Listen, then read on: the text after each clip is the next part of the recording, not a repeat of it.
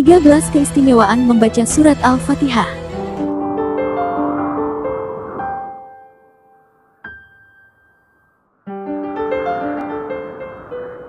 Dilansir dari Dream, surat Al-Fatihah menjadi surat paling awal saat kita hendak membuka Al-Quran, bahkan Al-Fatihah selalu dibaca sebelum dan sesudah melakukan segala sesuatu. Rasulullah juga mengatakan bahwa seseorang yang tidak membaca surat Al-Fatihah saat menjalankan salat dikatakan tidak sah karena surat Al-Fatihah memiliki peranan yang sangat penting. Adapun keistimewaan dan khasiat membaca surat Al-Fatihah jika dibandingkan dengan surat yang lainnya. 1. Kebaikan orang tersebut diterima oleh Allah Subhanahu wa Ta'ala. 2. Seluruh dosanya yang ada di dunia diampuni. 3. Akan selamat lidah mereka dari api neraka yang sangat panas. 4. Akan terhindar dari murka Allah Subhanahu wa Ta'ala. 5. Mampu berjumpa dengan Allah Subhanahu wa Ta'ala. 6. Terbebas dari azab ketika ia dikubur nanti. 7. Mendapat derajat yang lebih tinggi dibanding mereka yang tidak membaca nanti ketika di surga. 8. Keutamaan dan khasiat membaca surat Al-Fatihah sebelum tidur mampu membuat seseorang aman dari segala hal kecuali kematian. 9. Rumah yang sering dibacakan Al-Fatihah dan Al-Ikhlas akan bebas dari kefakiran, serta akan berlimpah kebaikan. 10. Membaca Al-Fatihah sudah seakan-akan menyedekah emas di jalan Allah.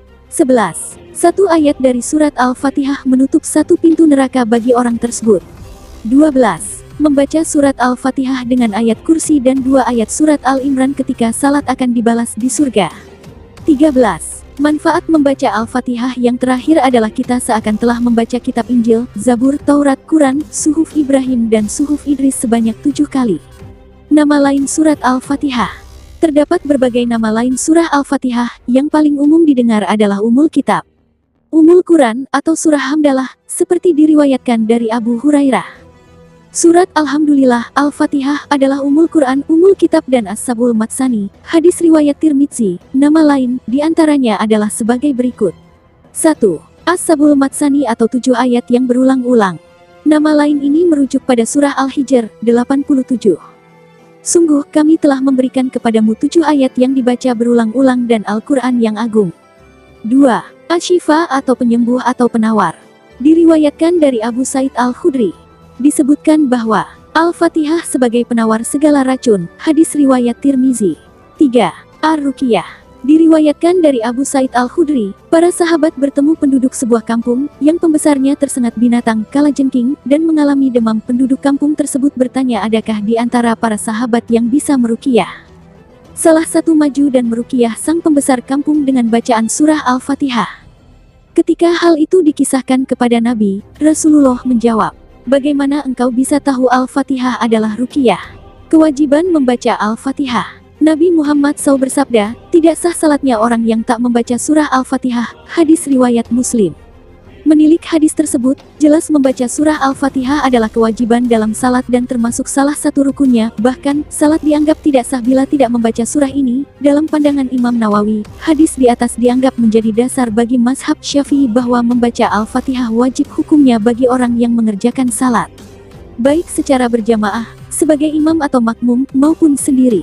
Kandungan surat Al-Fatihah. Dalam surah Al-Fatihah terdapat beberapa kandungan yang mencakup tujuan dari Al-Quran, seperti prinsip dan turunan ajaran agama yang meliputi akidah, ibadah, syariah, keyakinan atas hari akhir, keimanan atas sifat mulia Allah, pengesaan dalam penyembahan, juga permohonan pertolongan melalui doa. Al-Fatihah juga mengandung prinsip-prinsip asasi semua surah-surah di dalam Al-Quran. Terdapat perbedaan pendapat tentang di mana turunnya surah Al-Fatihah.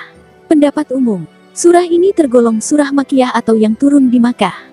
Namun, ada pula pendapat lain bahwa surah ini turun di Madinah, Madaniyah.